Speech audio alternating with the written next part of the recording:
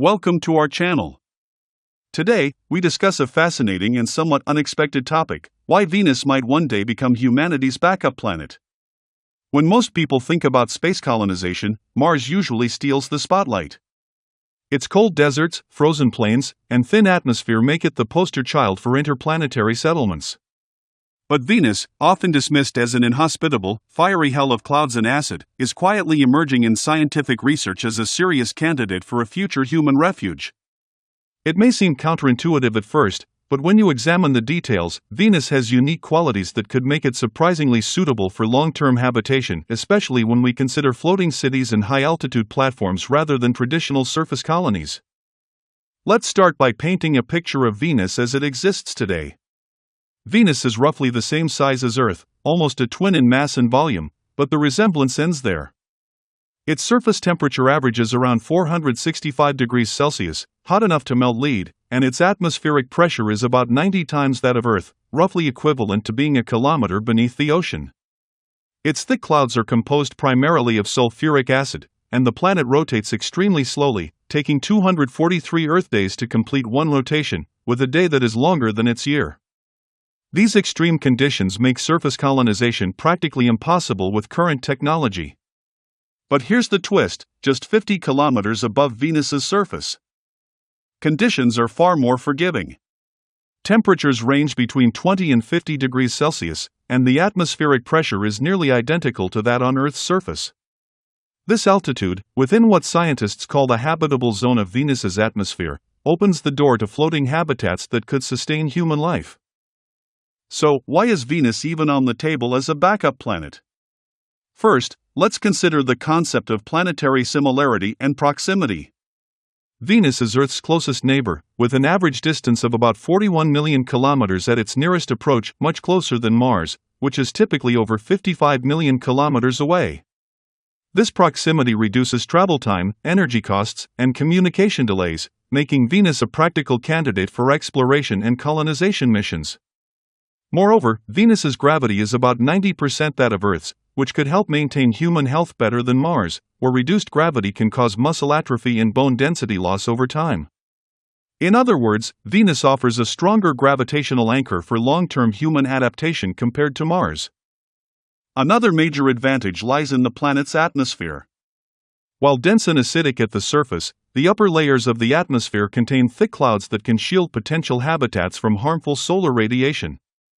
On Earth, our magnetic field protects us from cosmic rays, but Venus lacks a significant magnetic field. Yet, floating habitats high in the atmosphere could leverage natural atmospheric density to provide protection, eliminating the need for massive shielding that would otherwise be required on Mars or the Moon. This makes the idea of a Venusian cloud city not just imaginative, but scientifically plausible. Technological innovations make this scenario even more tangible. Concepts like the Havoc project proposed by NASA outlined the potential for high-altitude airships that could float in the temperate layer of Venus's atmosphere.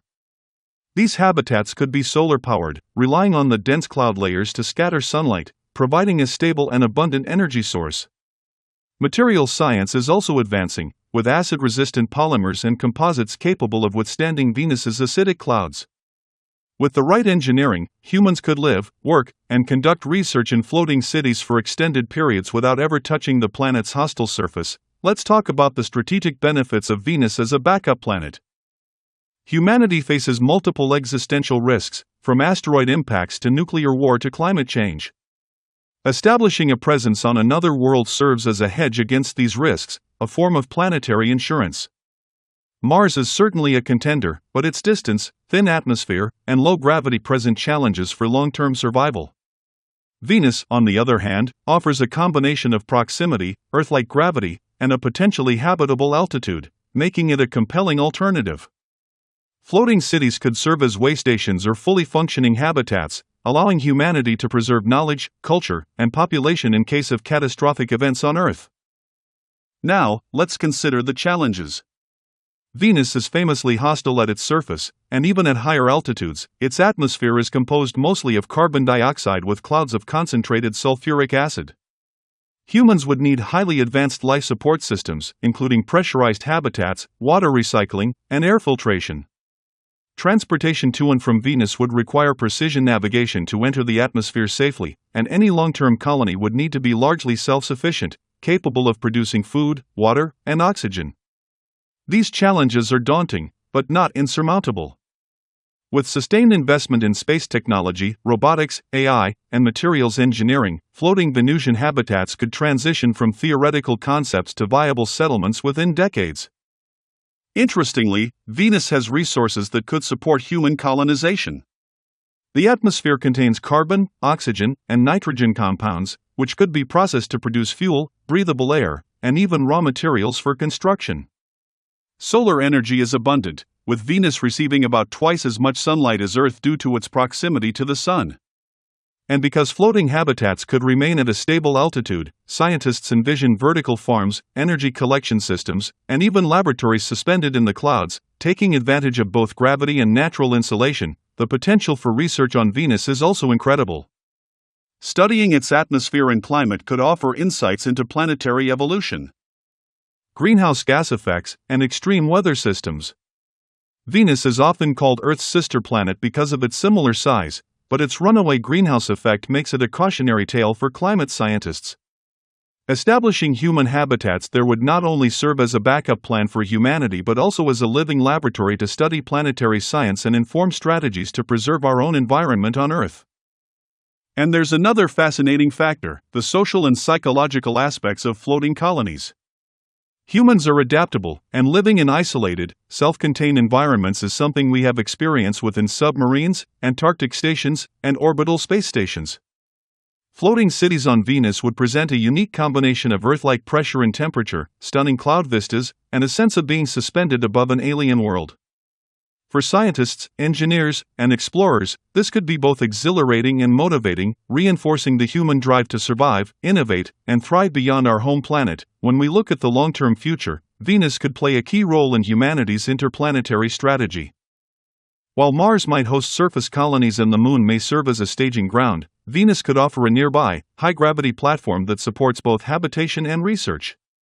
By establishing a network of floating cities and orbital connections, humanity could maintain a continuous presence in the inner solar system, spreading risk, advancing technology, and securing the continuity of civilization. Venus may be hot, acidic, and challenging, but it is also close, massive, and full of potential for creative engineering solutions. The ethical and legal considerations are also worth noting. International space law, governed by treaties like the Outer Space Treaty, prohibits sovereignty claims over planets. However, it does not prohibit scientific research, resource utilization, or temporary habitation, provided activities are peaceful and collaborative. This means that floating colonies on Venus could be legally established as international research hubs or private ventures under regulatory oversight, opening the door to multinational cooperation and innovation. As we continue to explore Venus, new technologies like autonomous drones, AI-assisted monitoring, and advanced robotics will play critical roles. Robots could map the atmosphere, deploy infrastructure, and perform maintenance before humans ever arrive. AI could optimize energy consumption, manage life support systems, and even simulate potential hazards, creating a safer environment for future colonists. By combining human ingenuity with intelligent machines, Venus could become not just a backup planet, but a platform for extending human civilization in a sustainable and innovative way. Ultimately, the story of Venus as humanity's backup planet is one of vision, creativity, and resilience. It challenges our assumptions about habitability, pushes the boundaries of engineering, and reminds us that survival may depend on thinking beyond conventional choices. Venus may not be Earth, but it offers a compelling mix of proximity, gravity, energy, and potential safety that could make it a cornerstone of our interplanetary future.